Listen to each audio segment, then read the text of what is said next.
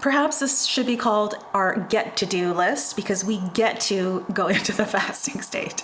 Now, you can read all of the points that I highly recommend, and please do take these tips seriously or these to-do items seriously, because getting into the fasting state, particularly if you've never done this before, it is a big deal. So you want to set yourself up for success. I'll give you a quick example. My first round doing this, I didn't do any of this stuff. I didn't reorganize any of my food. I didn't put all of my favorite foods and my temptations away.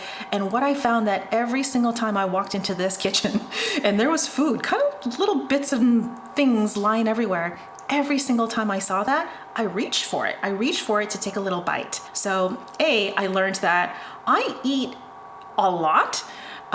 B, I'm not even hungry. So if I see food, Jamie's gonna eat food. And 3, every single time that happened and I realized, ooh, I'm actually in a fasting state. I'm not supposed to be eating that right now. It was quite painful, quite painful. So although I had a good learning, my fast where I do keep my space organized, it's just for a few days, they always go better. Sometimes I'm not doing the fast with my husband, and so he's got really tempting foods in the fridge. So I will open the fridge and I will see some things and I will want to eat it so bad. So in those cases, I will just say, you know what, put that in a drawer. So as soon as I open the fridge, that's not like the first thing in my face. So it's just like really logical things like that that will help you a great deal.